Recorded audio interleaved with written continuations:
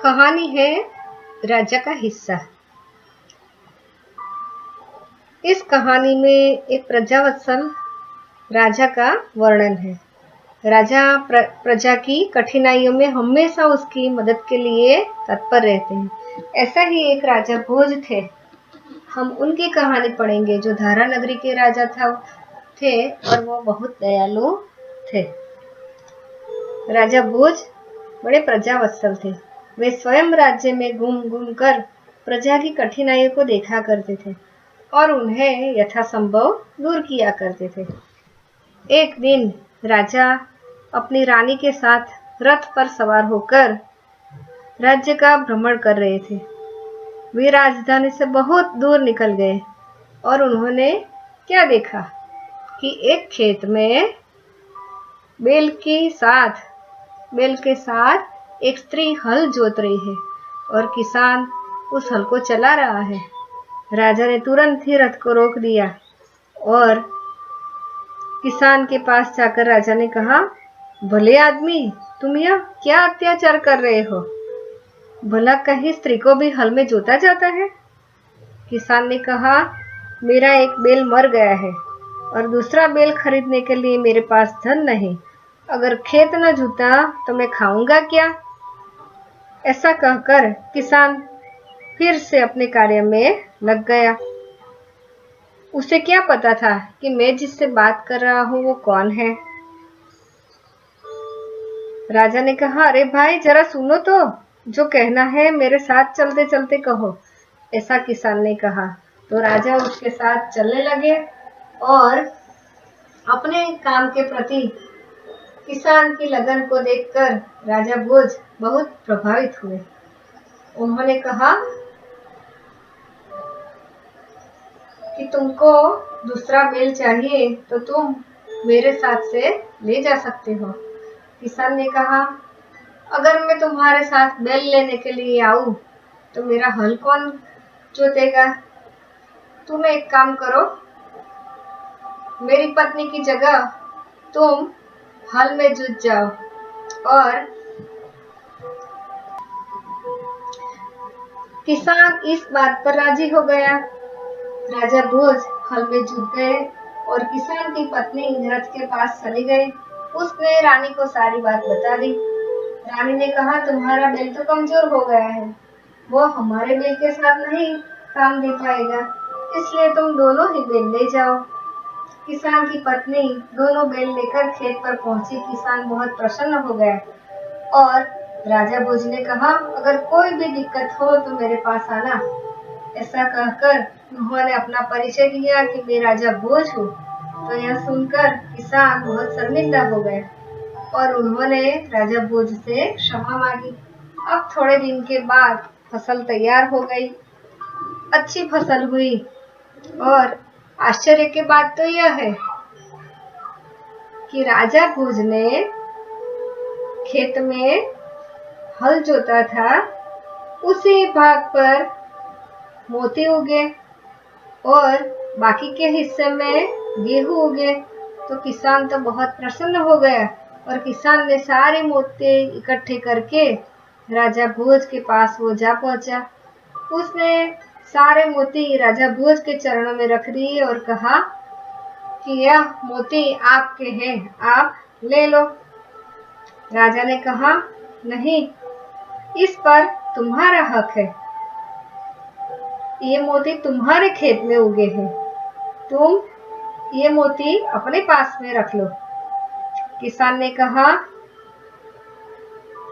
मेरी प्रार्थना है कि आप इसे राजकोष में जमा कर लो और गरीबों की भलाई के लिए काम में ले लो। किसान की यह प्रार्थना सुनकर राजा भोज बहुत प्रसन्न हुए और उन्होंने सारे मोती स्वीकार कर लिए। शब्दों के कुछ अर्थ देखेंगे। प्रजावत्सल यानी कि प्रजा प्रेमी, स्वयं, खुद, यथासंभव, जो संभव है, भ्रमण, घूमना, अत्याचार, जुल्म, पुनः, फिर से, दोबारा, थकावट, थकना, कमजोर, निर्बल, अशक्त, दिक्कत, बाधा, परेशानी।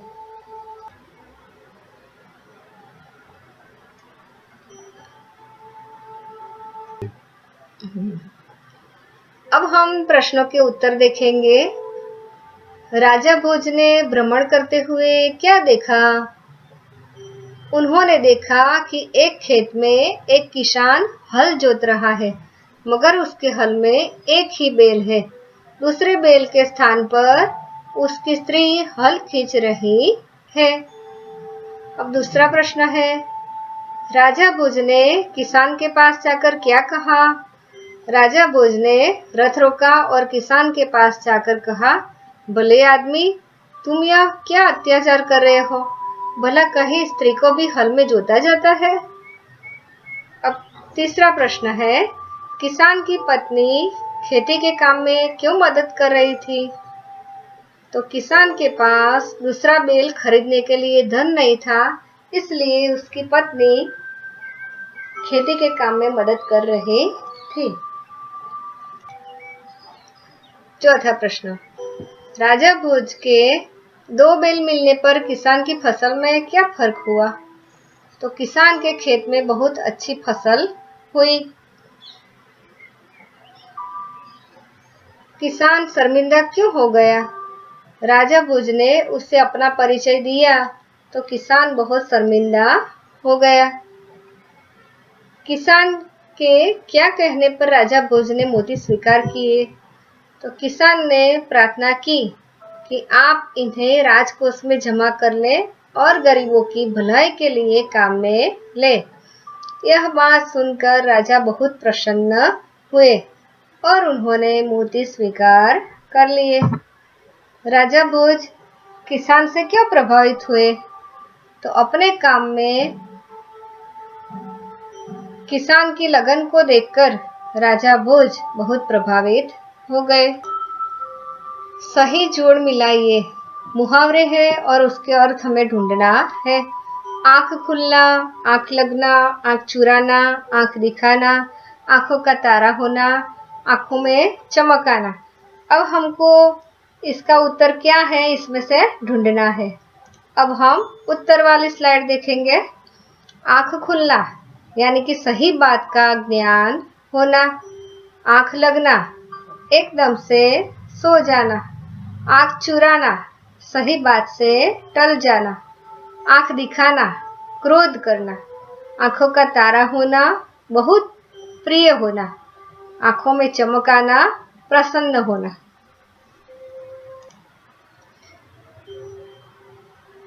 शब्द कार्ड है, चित्र में दिए गए हैं, उसको शब्दकोश के क्रम में लिखिए। शब्द है किसान, खेत, बैल, फसल, पूजा, स्त्री, राजा, प्रसन्न। तो इनमें से कौन सा शब्द पहला आएगा? तो पहले हम देखेंगे कि अ, आ, ई, उ यानी कि स्वर। तो स्वर वाला तो कोई शब्द है ही नहीं। तो अब हम व्यंजन वाले अक्षर देखेंगे। तो व्यंजन में से पहला आएगा किसान। तो पहला क वाला शब्द आएगा किसान। इसके बाद में ख वाला आएगा खेत। इसके बाद में और कोई शब्द नहीं है बीच में, तो फिर प वाला शब्द आएगा प्रसन्न। इसके बाद में प के बाद आता है फ, फसल। इसके बाद में बैल और इसके बाद राजा और स्त्री। इस तरह से शब्द को शब्दकोश के क्रम में लिखा जाता है।